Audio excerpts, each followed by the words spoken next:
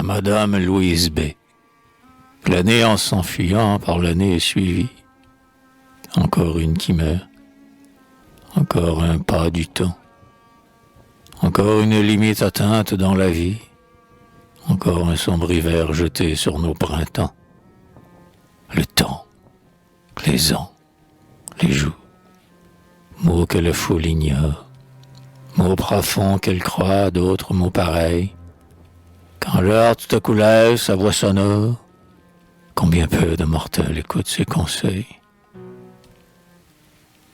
L'homme les use, hélas, ces fugitives heures, en folle passion, en folle volupté, et croit que Dieu n'a pas fait de choses meilleures que les chants, les banquets, le rire et la beauté.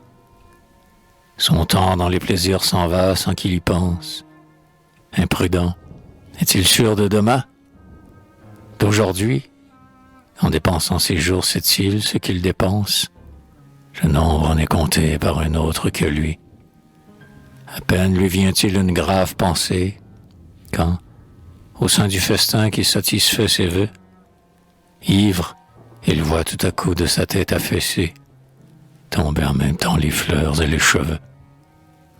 Quand ses projets hâtifs l'un sur l'autre s'écroulent, quand ses illusions meurent à son côté, quand il sent les niveaux de ses jours qui s'écoulent, baisser rapidement comme un torrent d'été, alors en chancelant il s'écrie, il réclame, il dit, ai-je donc bu toute cette liqueur?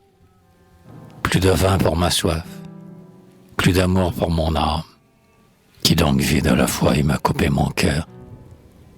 Mais rien ne lui répond.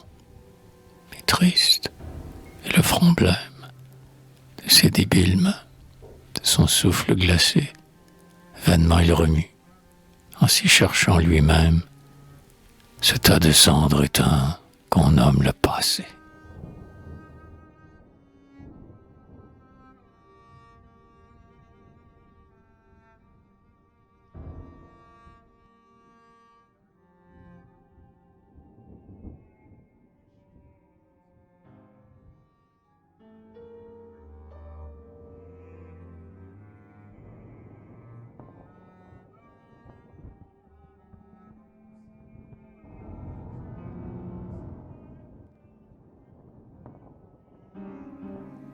Ainsi nous allons tous.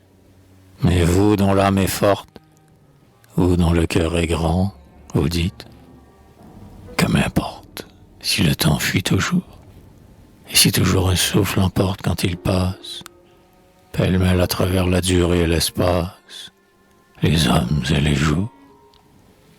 Car vous avez le goût de ce qui seul peut vivre, sur Dante ou sur Mozart, sur la note ou le livre, votre front est courbé, car vous avez l'amour des choses immortelles. Rien de ce que le temps porte sur ses ailes, des vôtres n'est tombé. Quelquefois, quand l'esprit vous presse et vous réclame, une musique en feu s'échappe de votre âme, musique au chant vainqueur.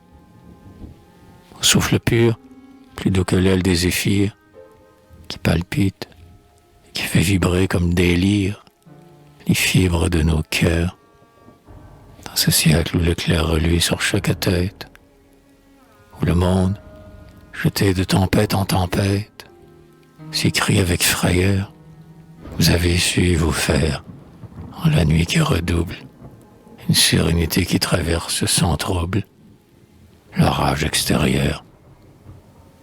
Soyez toujours ainsi, l'amour d'une famille, le centre autour duquel tout gravite et tout brille, la sœur qui nous défend, prodigue d'indulgence et de blâme économe, femme au cœur grave et doux, sérieuse avec l'homme, folâtre avec l'enfant. Car pour garder toujours la beauté de son âme, pour se remplir le cœur, riche ou pauvre, homme ou femme, de pensées bienveillantes, vous avez ce qu'on peut, après Dieu, sur la terre, contempler de plus saint, de plus salutaire, un père en cheveux blancs.